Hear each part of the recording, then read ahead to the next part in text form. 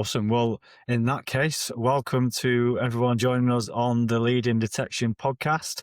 This is a first for Leading Detection. We're doing a live session here today. So we're joined by the guys from Safeguard, Mitul and Brian. So welcome to you both. Quick introduction to myself. If you don't know who I am, I'm Matt. I'm founder of Sedulo. I am the fraud detection recruiter and founded in the Leading Detection community. So, welcome from me and Mitul and Brian. I'd love to share a little bit of your story to the guests. So Mitul, quick intro for us, please. Well, first of all, thanks for having us, Matt. We're really grateful that you're taking time out of your schedule to, interview us live today. And just a little bit of my background. I've spent the past 7 years in the fraud identity space, working at companies like Prove, then NeuroID, which was then acquired by Experian. Spent a bit of time at Experian. And now we're basically working on a conference series for fraud, identity, and compliance leaders within fintech, banking, crypto, payments, e-commerce, marketplaces. So really a very large cross-section of leaders from fraud, identity, and compliance. And our inaugural retreat is going to take place next May at the Broadmoor in Colorado Springs, which is the longest running 5-star resort in the world. And so we're excited to bring this new community to the table, partnered up with Brian as well as the folks who are the CEOs and founders of Money 2020, FinTech Meetup, Shop Talk, and Futureproof. So we really have a pretty powerhouse team of folks within identity, fraud, payments, joining forces with the legends in events that have built transformational events over the past decade. Amazing, and legends is a great word, and we have another one here with us today as well. Brian, you're quite a legend. I can say that in the space. I'll take it. I appreciate that. I think that kind of goes into the decade of my experience. I started on the practitioner side, building fraud teams from scratch, taking over from a whole lot of people who said, I don't want anything to do with this, the fraud by committees, and been building up the team, the tools, the rules, everything sort of like that. Fast forward a little bit, the past couple of years, I spent time on the vendor, helping them go to market, build their product within the fraud orchestration space. After we were acquired a couple months ago, I had been advising the wonderful Safeguard team, and we were like, I want to be more involved. They wanted me to be more involved. And it's like, how do we make this happen? It's been pretty awesome of just one, being able to see the early momentum on both the practitioner and builder side of what they are really looking for in this space. What I'm excited today is to share a little bit more of some of the conversations I've been having with the practitioner side, what people are hearing, seeing, curious about, afraid about, everything is sort of like that. So I appreciate you having us on today. Yeah, well, no, thank you both for joining us. There'll be a lot of questions about Safeguard and a lot of interest and intrigue. We will be covering that towards the end. There'll be loads of information about something special that these guys are putting together. But to start off, the main theme of the episode is kind of giving a bit of an industry update. There's a lot of hype around AI, especially in fraud, identity, compliance. We want to cut through the noise a little bit, raise up the signal, and make sure that people are getting the right snippets of information that hopefully they can research into a little bit more detail. So just to set the scene, I guess, coming to you, Mitul, what would you say the kind of landscape for AI in the space is at the moment? Yeah, I'll start with my take, which is I think AI is certainly overhyped in certain pockets right now, but I'm very confident that it's going to be underhyped in the long run in many, many influential areas within fraud, identity, and compliance. So the stage we find the industry at today is we've got a lot of vendors that are producing research reports and marketing that say, watch out for this in AI, watch out for that in AI. And much of it is correct, but also a lot of it is hype, right? And so some of that is self-generated FOMO by vendors that are saying, hey, you should watch out for this risk factor or this fraud vector. And we're the only solution, surprise, in the game that can solve that challenge, right? And so there's some of that as well that practitioners tell us that they're sorting through. And so what we're trying to build as a community to really cut through the noise, right? If we've just got marketing dominating the conversation, that's a little bit different than what the ground truth might be that practitioners are seeing. And so the community we're trying to pull together is builders with leading AI-powered solutions, and then practitioners who are AI curious and willing to do the hard work of figuring out by talking to each other, as well as vetting and kicking the tires on these vendors to figure out where we're really at. And so when you have a transformation like AI affecting an industry where there's I'd say almost like a seismic shift or an inflection point every 6 to 9 months, we really think that it's important to have a community that's able to come together. And so this is the first of a series of events that we're going to be doing that are going to be AI focused. Mm-hmm. And we think in person is really the best way to sort through the noise. And so I just want to give you that high level take before I kick it over to Brian to talk a little bit more about what he's hearing from individuals that we've been talking to. We have over, I'd say, maybe 130, 140 companies registered already to attend. So Brian and I have been having tons of conversations with different practitioners,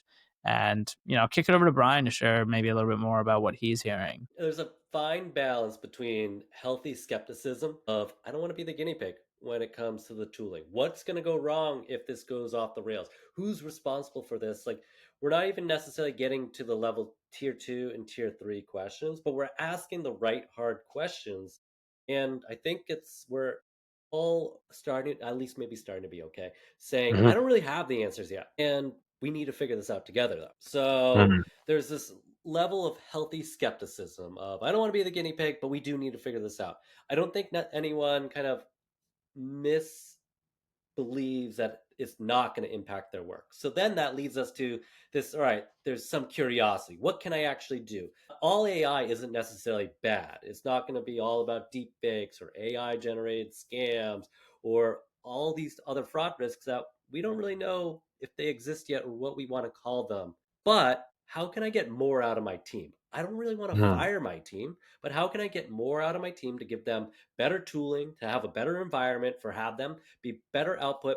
So the exec team looks at them saying, we're getting more revenue per employee from all these different teams. And it gives the opportunity for fraud, risk, identity, compliance teams who are often seen as like the afterthought of now, like, all right, what can I create in house? Non technical people, kind of like me, or have the ability to actually build out processes or analytics tooling, reporting, or process optimization systems that I would have needed to beg for resources. It wouldn't have had enough of a ROI, or I would have needed analytics support to build the Mm-hmm. business case. But I need analytics support.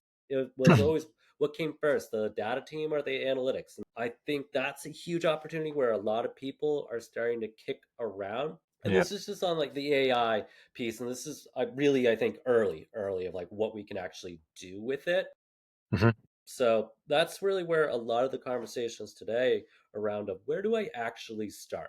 What can this actually do for me? What do I want it to do? Like what should my goals be? Because if we don't have goals, then we're just kind of aimlessly throwing AI at something, and who knows how that's really going to turn out. And then, do you have the trust? Do you earn more trust? Do you lose the trust from the executive team?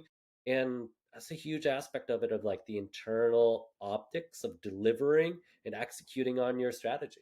So we've got potential on one side, and we've got hesitation, equal and opposite forces, just working against each other. I think a good point to start is when we say AI in the fraud, compliance, identity space. What are we talking about? What's the definition that we're working towards? I think it depends on who you're talking to. You're going to see the full spectrum of AI just means better clarity and observation and explanation. There's some that are building actual autonomous agents with reasoning leveled into that. So there's some that are, it's kind of, people will make the joke of like, this is just machine learning. And before machine learning, it was big data. So is this just going to be what we call it now? And then there are some that are building the foundations. And I think this is where the opportunity is. You're actually seeing, if you keep an eye close to the market, a lot more companies are actually getting early stage investments, and they're going to be fully AI led. So instead of a company who's uber successful slapping on AI to need to have AI, their infrastructure is still not AI forward. It's AI add on. Where now the builders of today, you're going to see a lot more of the infrastructure built around the AI foundation. And that can be agents, that can be a Mm. lot of activity being happening in the back end. It could be simplifying operations. There's lots that can be done. Kind of just depends on where it's coming from and how teams want to use it. And then it'll ramp up to the the ability there. So some could be just simplicity and thought partners. Some could be automated reasoning agents that are happening for them on their behalf. And from a business perspective, Mitchell, how are we getting the buy-in? You want to start experimenting with these tools, you want to start exploring because you see the potential, but you're scared of failure, right? It's when we're talking about, it's a high stakes game when we're talking fraud in particular. How are we getting the buy-in to start laying the foundations with AI? You're on mute there. Sorry, I was on mute. I had my dog barking a few minutes ago, so I didn't want that to derail us. This technological shift might be one of those where there's actually top-down pressure because your CEO or your boss is constantly exposed to AI buzzwords, getting ads where they're thinking maybe it's a magic bullet. What are you doing with AI? Can you do more with less? Can we use AI and replace a third of your team? Like, these are the types of questions that our practitioners are getting. And I think I'll kick it over to Brian in a second, who's got really, really strong takes on this because he talks to folks that get these sorts of questions and how they work through them. Brian, I think you've even had a few good posts on this recently. But the way I think about it is, for the first time, there's top-down pressure. And so I think about, if you're in a position where you're getting pressure from your boss, what are quick wins you could actually execute on? So I would not start with necessarily like AI making fraud and risk decisions autonomously. I think about how can you compress certain workflows that you have to do. So for example, if you're in the business of making loans to small businesses, reviewing whether a business, so like KYB, is legitimate takes a ton of time, and doing all sorts of like AML checks takes a ton of time. And so that, for example, is an easier win where you can deploy agents that just gather and compile research for you, right? Based on really, really precise instructions. And I think there's probably tons of companies that are already trying to build and deploy these sorts of agents, many of whom will be at Safeguard talking about their solutions. And so I would think about, like, how do you compress workflows to make people more effective? So in the time span that you were reviewing 100 applications, how can you compress that to look at 200 or 250 applications? And so I'd start by saying, what is the easiest way to get a quick win? Top of mind for me is compressing research into shorter time frames. But I'll kick it over to Brian, who hears this question asked of him a lot, where people go to Brian and they say, well, how should I respond to my boss when they say, can you do more with less? Can you get AI into every corner of your team? So, Brian, what have you been hearing? I think these are hard conversations to have, but these are conversations you have to be prepared to have. But with those questions, there's usually a layer or two underneath it. So, question one's, why aren't we using AI yet? You have to really understand why they might be asking this. So, the real reasoning behind that is, are we falling behind? Are we going to be the leader? Are we not going to be the leader? Should we be doing something? Should we not be doing something? So you got to think about how you want to answer that of like, hey, we are just not where it creates risk. We're using AI for investigation summaries. It saves maybe 2 hours per day per analyst, but we keep the humans on decisions that could trigger regulatory scrutiny. So you just got to think about what questions they're asking, why they're asking it. So if you are not really paying attention to the why, you might answer incorrectly and not have the confidence, and then you might lose your opportunity in the ear of your exec at that opportunity to continue building, or they might be looking for someone else to lead the team because they don't really have the confidence of how you think about answering that, and you're not addressing why that individual is actually asking. So I think about it breaking up in a couple different phases in that of how can I roll this out appropriately, give myself some goals of what and how we're trying to do it, but also set some milestones and expectations, most importantly, with my exec team of he's asking or she's asking this question. How do I give them confidence, calmness, that they can trust me in this? So the ways that I kind of think about the easy wins working with practitioners and understanding how builders in the space are actually thinking about building it is automating documentation could be a quick one.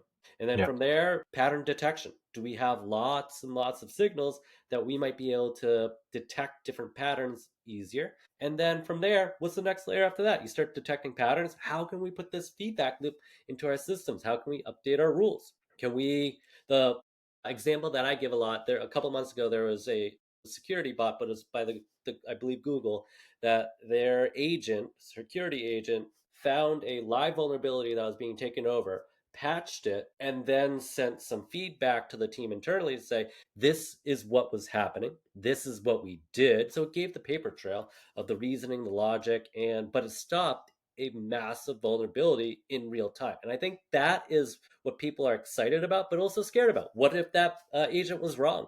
What if it blocked 1,000? To some companies, that might not be nothing. What if it blocked 1 million users in that moment that were all legitimate? And I think that's the piece where people are thinking about, how do we put the guardrails, get the visibility, and where should humans actually be in the loop to all this decision making to protect those situations so we can react in real time with confidence, but not be blind to it acting in real time and not finding out about it until it's too late. So we don't necessarily, that's why thinking about it in those phases for myself, those are my own biases of ways to build out your controls, boundaries, and constraints to mitigate the risk and the regulatory impact downstream by doing too much too soon with no visibility.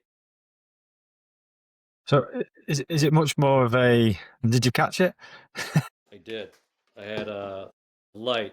The wire got hooked on me. So is AI very much at the start an efficiency tool rather than going full-fledged into decision making and having it autonomous? Because here we have some vendors that are maybe promising this. Is that a reality, what they're promising, or is it just Run a marketing? POC, put them to the test, see where it actually have a controlled small test, actually collect data on it. For one company, it might work wonderfully. For another company, you're not that other case study. See how it works on you, run them through a POC, ask hard questions. They want to work with you just as much for that end result that you want out of that. So lean on your partners, even if you haven't signed a long-term deal or commitment. If you have the flexibility and ability to run tests like that and enter POCs with a couple different companies that are creating that tooling out there, ask them hard questions. Have them show the data for you. Get some environment set up so you can get the true feedback to say, you know what? I am in an environment that we can run a little bit more automated. We can put more on the agent issue side versus human intelligence. And I can fine tune where I put my human intelligence. Don't go at it blind. I think most people don't do that with fraud prevention tools or device intelligence anyway. Same idea. Run them through a POC. Ask harder questions though. And build or buy? Mitul, this is a question on a lot of people's lips when it comes to experimenting running POCs. Yeah, What have you been hearing? I think it's a great question. When I were to Prove, one of the things I was responsible for was our product partnerships. So, Prove has a bunch of different partners they work with to deliver the solutions they have. And they've also built a bunch of stuff in-house that's proprietary. But build, buy, always been a tough question to answer. I think in this space, it's got to be a mixture. It depends on the capability that you're looking for. For example, if you're looking for a capability that's going to be much more enhanced with a vast pool of data from many different types of customers and verticals and customer sizes, then a vendor might be the better place to go to if there's those types of network effects or high ROI from compounding gains in the product from having tons and tons of data. Obviously, if you're a really big company, that might not apply, and you might say, we've got tons of data. And actually, what we're looking for is precision in our use case versus just tons of data powering precision in many use cases. And so it depends on kind of what you're looking for. I do think that just as a habit, experimenting with large LLM models and seeing what's possible, obviously, make sure you have the right deployments that preserve your security and privacy and fit other needs that compliance and InfoSec are going to ask of you. But I would say if you've got an enterprise-wide deployment of LLMs, I think it's always a great place to start. We've had a few practitioners that we're talking to that are even suggesting they'd like to present about how I save an hour a day or a couple hours a week by using off-the-shelf LLMs to compress my workflows. And so I think it's great to talk to big companies and say, this capability we definitely need to buy. But that's not really an excuse for cutting out some of the hard work you should probably be doing, which is like figuring out what can be done at a much lower cost probably, and then seeing where is it really difficult to execute certain workflows using AI and where you might need a partner externally. But playing around with it on your own and as a team gives you really, really good context when someone comes around and tries to sell you something. It'll really clarify for you, like, do we feel like this is just a wrapper of GPT that's just built for our use case without any proprietary data being injected into it to make it better for our use case. So these are the types of questions you probably need to ask, but I would say it definitely helps you make a more fine-tuned decision on build versus buy. If you're already building a fair amount and experimenting with what you can build with low-hanging fruit, like enterprise-wide deployed LLMs that you may have access to. Yeah. Are you hearing the same? Yes. So there's one example of a large company who just has large amounts of chargebacks. They were unable to actually assess what are the patterns, what are we seeing, what are the chargeback reason codes. So they are fortunate enough to work at a company who is challenging their teams to think about how do we use AI in our day-to-days. He worked on a project to actually put together all this reporting. Not just that, to digest everything on a daily basis. And they have scales that humans just can't manage to be able to pull through that information.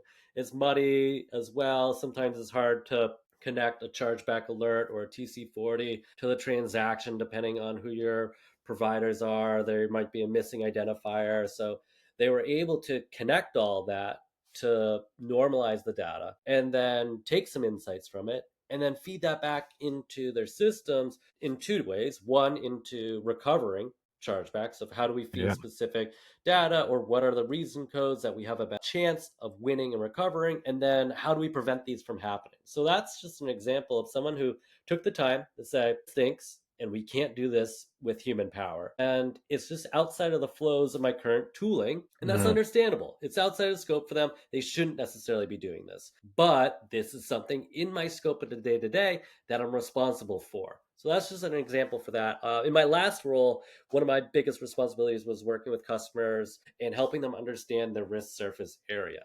I actually built a little bit in GPT to help me run through based on a specific company. It would give me about 80, I won't say 90%, 80, 85% of the way, pretty accurate confidence and a breakdown and report of based on company X, this is the risk surface areas. I might have to change a lot of maybe based on conversations that I knew of what was the true prioritization of the type of fraud risk exposure, but I could use that and that would help speed up a lot of my research and prep for helping some of our customers really understand and prioritize their own roadmap of like, hey, it doesn't really seem like we have any coverage here. Here's some things that we can do. So I built something within that helped me tremendously not manually have to go through everybody's website, kind of click through the hidden pages and say, hey, where are risks here? Could this actually happen? Is this something you care about? So it helped me speed up my account prep and research to have just better conversations, because I could also send that over pretty easily for someone to say, hey, I put this together for you ahead of our call. We're going to walk through this on the call. Take a look at it. I'll have some questions, go a little bit deeper. So there's definitely a whole lot to think about from like a lot of my conversations start typically, even today, still around risk exposure. Where along our customer journey are different types of risks? Now, today, it's like, hey, which one of these can AI actually impact it? Can it scale it up? Can it make it harder to understand? What could be, where now can agents be involved? Shopping, transactions, account opening. So these all now start to open up different types of risks. After that, then it's, all right, what are the types of risks at account opening? What are the types of risks at virtual card? Deposits, withdrawals. You could go through every moment in time and say, hey, these are the risks associated here. Now, usually in those conversations are, okay, what tooling do we have? And we can walk through what are the tooling, what are the data points, all that. And then now it's say, hey, what are the gaps? And AI is starting to make people rethink their entire customer journey and the moments of time and risk and say, all right, we're pretty good at identity. We're pretty good at transactions historically. But Yeah. now with AI, what are the breadcrumbs to say this is an agent versus a bot, this versus a Google bot indexing our website versus a fraudulent user versus a good user versus someone who's traveling? And what are the specific metadata points through that leaves the breadcrumbs to say this is a human, this is an agent versus this is a bot? So the scope, you're talking about the whole journey. So the scope for, does that mean the scope for individuals is growing, or are we going to start specializing more because of the tooling? Does that question make sense? I think I know where you're going with that. I have biases. I think it kind of depends on the company and environment you're at. Larger companies are going to have more scale and are going to specialize kind of groups. There's pros Hmm. and cons to that. You have people who are able to handle those functions, get a little bit more effort and attention on that. The con is you're creating silos within your own company. More often than not, the fin crime team doesn't really talk great to the compliance team, doesn't talk great to the identity team, which doesn't really communicate well with the fraud team, but you're all at the same company. Of smaller companies, I've worked at smaller companies, typically starting as a team of one. So all I'm Mm. talking to is me, myself, and I. It really cuts Yeah. down on the communication there. But I would be responsible for account opening. I'd be responsible for payments. It's just prioritization of really where is the impact to our revenue? What does the company really care about? What are our goals? And where's my work really impact that negatively or positively? So I don't think it's necessarily going to change on the scale of that. I think you're going to be able to see teams do more and have higher Mhm. output. I still believe, at least in the next couple of years, nothing's fundamentally going to change. Of the giant companies are going to just all of a sudden bring one team together and say you do everything. I think we might have just I don't think lost you, that's going to Brian. change You might much. have gone on. Yeah. Are we back? Can you hear us? No. While he's sorting that out, Mitul, you were. I think we spoke about FRAML versus no FRAML, something that we were talking about bringing teams together.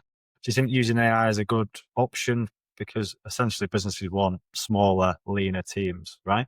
So is Yeah. AI going to enable that, or is it going to hold it back a bit? I think it's funny that we're seeing like executives and CEOs push folks to try and combine those two teams. I do think those two teams could be much more interconnected, maybe even combined in certain situations where there aren't already big silos built up. I think the better question to ask is, can you join the data and the insights across those teams, right? Like, obviously, you combine those two teams, but if the data is still sitting in silos, it's much more challenging to get that single view of every single end user, customer, business, depending on, who you're working with. But I think it becomes more of a question of, can you join the data more effectively? I think potentially if you're using AI to analyze large amounts of Mm. data, you could probably find more insights across those data streams. And I think that's what it comes down to. Are you willing to work on bridging the data, bridging the insights, less so than just lumping the same, these two teams into the same office? Like that, I think that helps. Yeah, you're co-located. You can walk over to your peer and say, hey, have you seen this before? But I think it still comes down to, like, can you bridge the gap between those two teams from a data standpoint? We at Safeguard do believe that there's very strong incentive for those teams to work together, especially in an age of AI where the pace of everything just moves faster. It's kind of a no-brainer to have those teams joined at the hip. But we would say that, like, it's more of a longer term vision, I think, for the bigger companies to be bridging those two teams together. I do certainly think it works if you're like a native fintech and you've just started with building a risk function, as they call it often, where you combine fraud and compliance within that. So it kind of depends what stage you're at. If you're going to have to break down a lot of walls to put two teams together, I think the thing that often gets lost is, are we getting the data standardized? Are we thinking about like what vendors both teams are using? Should we be using all of those vendors? Can some of these vendors do tasks that both teams need? We often have seen that from the solution provider side, where like two different teams have two different, vendor stacks. Yeah. And so they're also pretty tied to those stacks sometimes. And it can be quite tricky to make it happen. Yeah. Brian, I think we had a headphone issue there, but we've got you back. So, I'm I hoping mean, I'm just back to now. Scam calls win again. Got to talk to the telecom people. yeah, Really dial in my scam calls because it always disconnects my headphones. And scammers are just trying to hunt. They probably scammers, saw you were on this call live, Brian, and said, you know what? Let's ruin his answer to that question. scammers or recruiters, one or the two. So, imagine AI is a silver bullet and it solves everything, and the vendor tools all work brilliantly, and it's making leaner teams, frauds reduced, false positives are better. What about governance and regulation? Where are the considerations about safety that we need to talk about at this point? Honestly, when it comes to regulations and governance within fraud prevention, it always seems that one body kicks it over to somebody else. I think it's going to be a little while, unfortunately, until the dust settles and we get some clear guidance around who's liable for what in what situations. My bet is UK will probably be one of the leaders in this. They always seem to be a little bit more ahead of other regions of the world. So I'm kind of watching the UK more so than anywhere else to see how they think about different types of risks, different types of liabilities, and how they think about holding different individuals and entities liable. But this is unfortunate, a timing where I believe a lot of activity is going to pick up with the average consumer. We're still probably not quite there yet versus the tech community,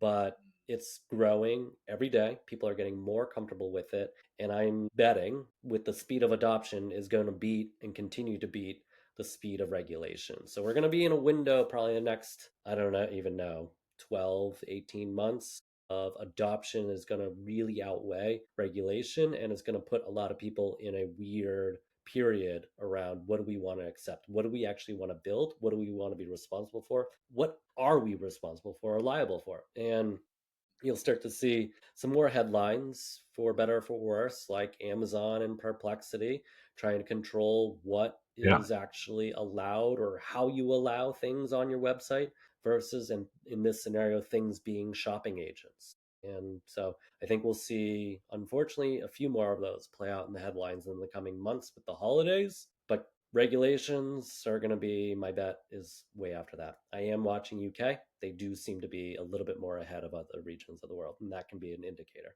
Mitul, how do you see it? Because at the moment, the industry is kind of self-governing, right? We spoke about Amazon and Perplexity.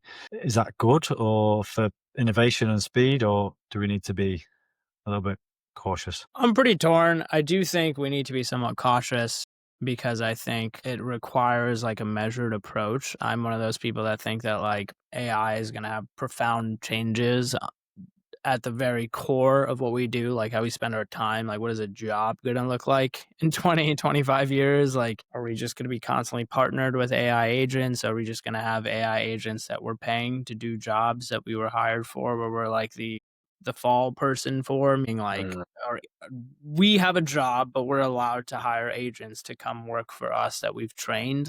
I don't even know where it's going to go, but I know it's going to be very radical to a point where I think there can be societal implications around like those that cannot make the leap to understand how to be productive in the workforce. What does that look like? Does that mean that you get universal basic income? So I am a proponent of thinking about regulation that affects that like longer term of what AI is going to do around like displacement.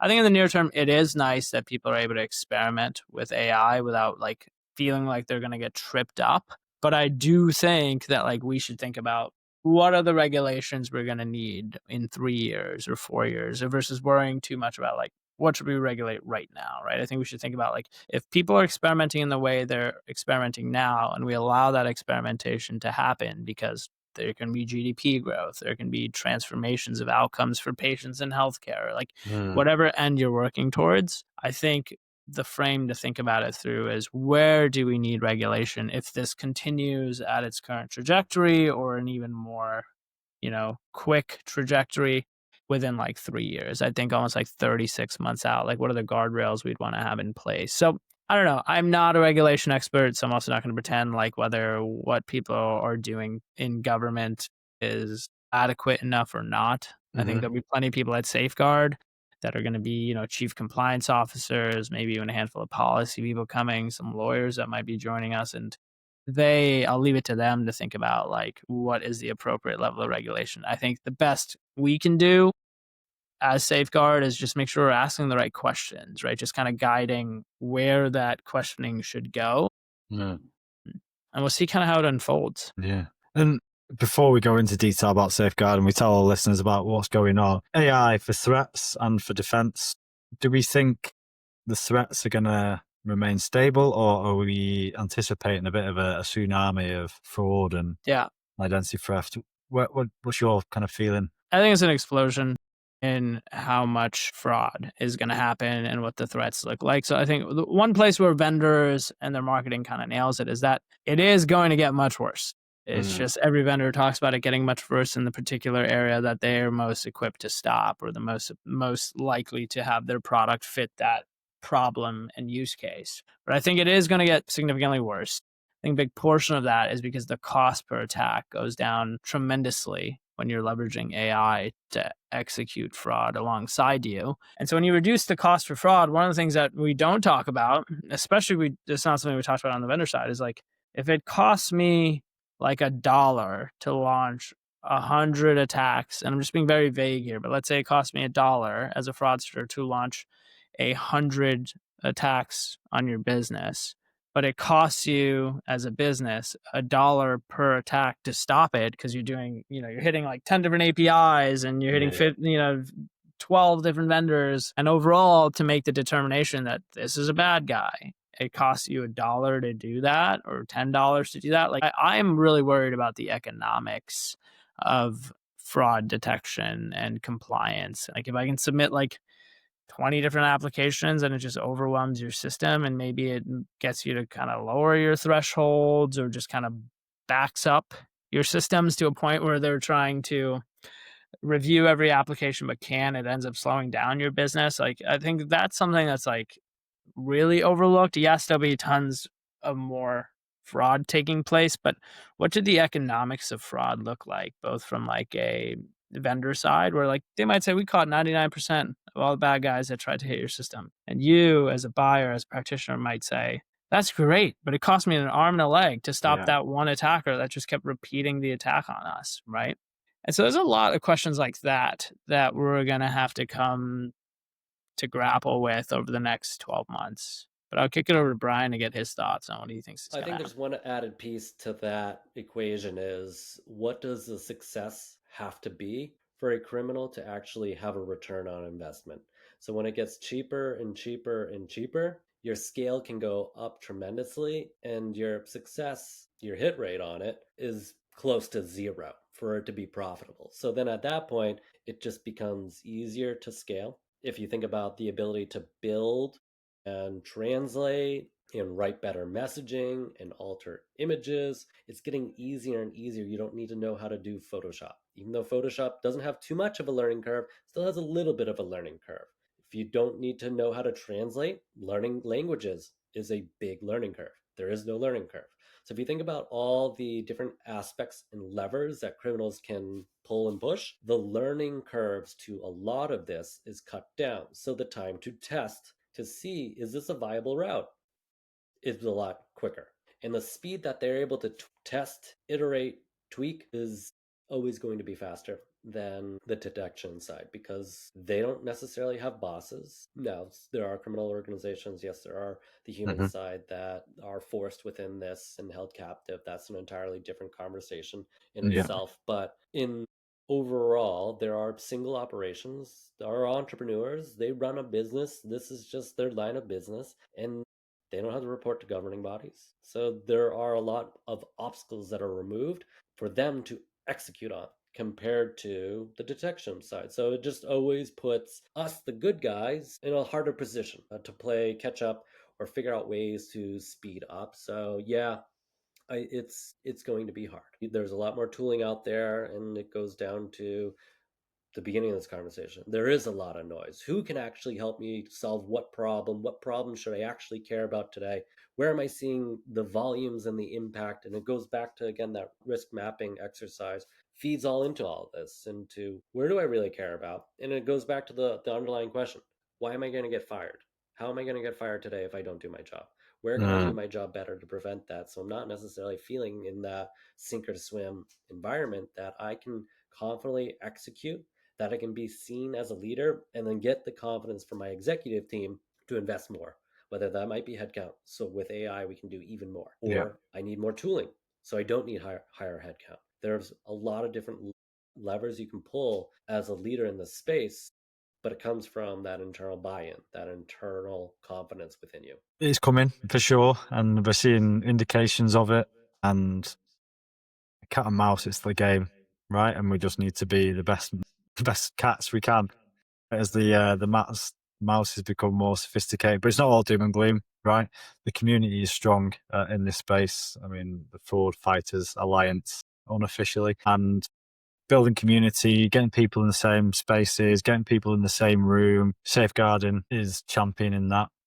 It's all, this is your Where did the idea come from? Where did it all start? Yeah, I spent 7 years on the other side trying to convince people to buy the products that we're building to then use on the front lines to fight fraud and build identity infrastructure at their companies. And so one thing I always noticed was practitioners want to talk to each other, but they don't nearly spend enough time with each other, learning from each other, just because they don't have the tool formats and sometimes even budget to do so, right? They don't have the programming and the budget to do so. A lot of the big events treat fraud identity compliance as like a track that's slapped onto the conference, right? Where it might be like, we'll do a couple sessions on it. And like, most people can't afford to spend $10,000 to go to a 15,000 person conference for a couple sessions on fraud identity compliance when they're like 20th in line at their fintech or their bank to get a ticket to that conference, right? There may be plenty of people ahead of them that are more revenue generation focused, marketing focused, and just meeting their clients or partners of that bank. And there isn't a space that's truly built for the folks that are operating in fraud identity compliance.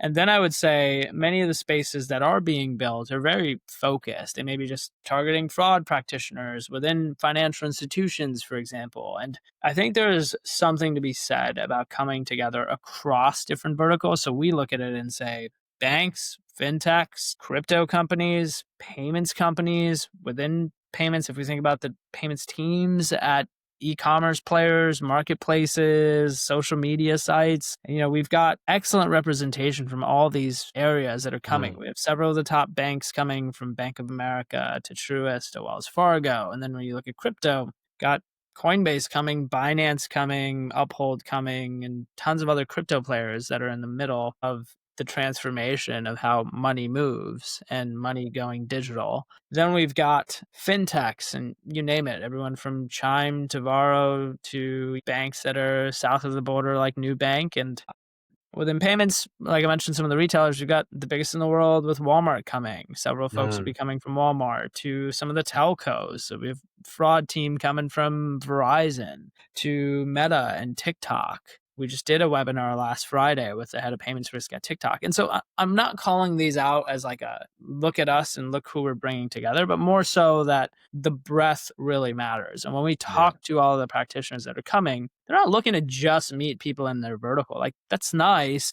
But I think, Brian, we talked to somebody who's been at banks running various fraud teams for 20 years. And she said, no, I don't want to just talk to banks and big financial institutions. I want to talk to other folks that are seeing fraud at different points in that chain of fraud, right? Because you sitting at a bank or you sitting at a social media site, you're just different links in a chain of fraud, right? And you may be where it originates if you're that social media site or you're Verizon, and there may be some fraud that originates with you. And if you're the bank downstream, you may be the one that's the last leg in clearing that money out of a, unsuspecting victim. So we're trying to bring together conversations that span different verticals, that span different teams, because like we talked about earlier, fraud and compliance, our view is just those teams are going to continue to converge and maybe not break down all the silos, but they'll definitely start converging from a data standpoint where they're sharing a lot more information across each other. And then we said, what really makes it compelling to come if you're a practitioner? So we eliminated the cost of attendance from a ticket standpoint and much of your travel. So if you get accepted into a hosted practitioner program, because we determine that you're AI curious and your application also demonstrates that you're a decision maker, budget holder, or highly influential in buying decisions for your organization, you get a free ticket, $150 travel reimbursement.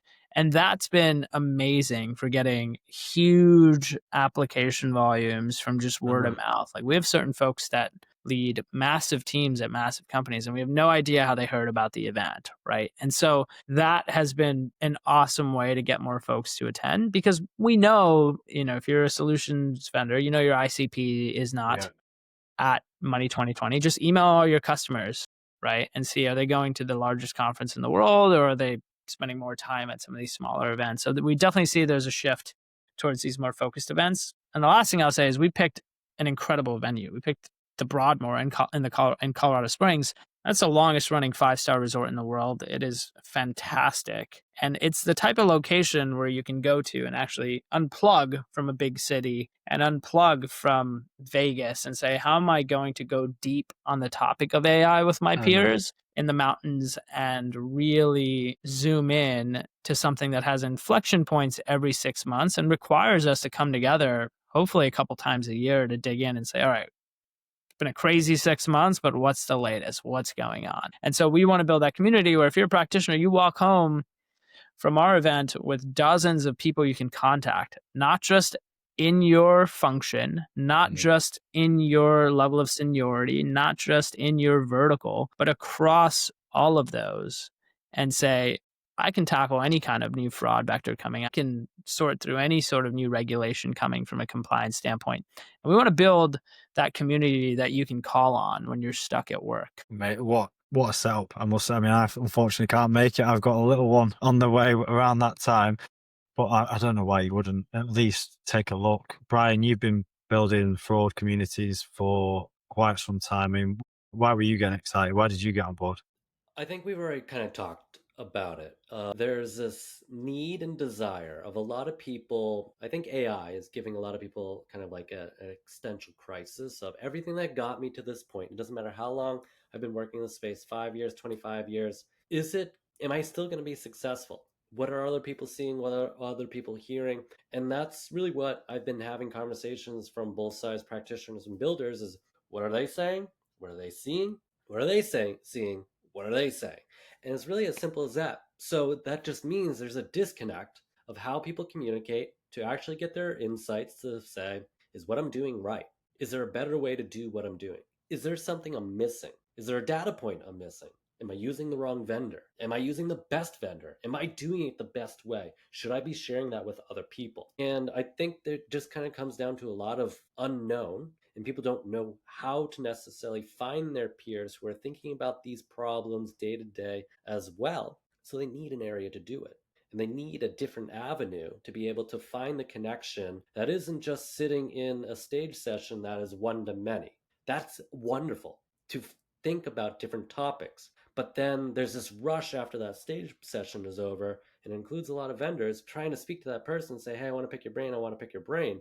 So the ability to actually facilitate these connections in different ways that isn't just necessarily drinking at happy hours. So through the networking program, one-on-one, double opt-in. So I want to meet with you, Matt. You want to meet with me. We're able to find time in an exact place, not say, hey, meet me at the fire extinguisher, and hopefully we'll find each other. The ability to facilitate that connection and then find different ways to actually learn who you're actually communicating with through different events and experiences and relationship building just helps that communication afterwards of like, yeah, I can probably get 10 people's contact information through an event, but I'm probably not going to contact them. I just grabbed a number, exchange it. But when I actually get into solving some of these problems and understand who Brian is, and I kind of like him or I kind of don't like him, then I actually have this relationship that is easier to follow up with afterwards, because it's that level of trust. We work in a space we don't trust anybody. We don't trust anything, and we need a little bit of healthy skepticism and break it down a little bit. Sometimes it might be annoying, but that's the space that we work in. That's an element that's missing almost everywhere in the way that we work, in the way that we meet. And what brought me into this is not only the vision, but how the Safeguard team has really thought carefully about bringing and developing those relationships. Because without those relationships, again, we're just working in the silos. And that doesn't help anybody but the criminals. And it kind of reminds us of why we're doing what we're doing as well. So amazing. Well, Mitul, 30 seconds. Who, where, when, how for the Safeguard event? Where can people go? Round it off. Thank you. First of all, thank you so much for having us, Matt. So as we sign off, you can learn more about Safeguard at www.safeguardevent.com. I'll put that in the comments. In terms as well. of, I dropped it in the chat. In terms of who's going to be there, we've got leading practitioners, like I said, from various verticals, from fintech to banking to crypto to payments, e-commerce and marketplaces and social media. And so if you are a practitioner in any of these spaces, please check out our site. Please apply. We're trying to make it as easy as possible for you to attend with a free ticket and a $750 travel reimbursement. And so we'd love to talk to you about who else is going, why we think it'll be valuable for you. And if you're a potential sponsor or somebody that's building solutions in this space and you think you've got something compelling that's AI forward that you've built, please get in touch. We've got an awesome roster of sponsors that we're going to be announcing on early December. And so we'd love to include you on that list. We've got very ROI focused sponsorships. For example, we've got pay to performance one-on-one meetings where you get your money back if we don't schedule meetings for you that are valuable. And so it's for everybody that's building something incredible or fighting fraud on the front lines or shaping compliance and regulation. And so I'd say www.safeguardevent.com to learn more, get your free ticket and a $750 travel reimbursement if you're a practitioner. If you're a builder, get in touch. We'd love to bring you to the event as well. And let's have some fun. Amazing. And Brian, one sentence to round us off. See ya in Colorado Springs at the Broadmoor. You don't want to miss it. Amazing. Well, it's been an absolute pleasure. I mean, industry update and then informing us about the event and what's going on next year. I don't know why you wouldn't at least check it out, but really important work that you're doing, and yeah, kudos to you both. Thank you for joining. And yeah, as for me, Matt, the fraud detection recruiter, any questions, you know where to find us. We're all on LinkedIn. Drop us a message and see you next time. Thank you. Ciao, ciao. Thank you, Matt.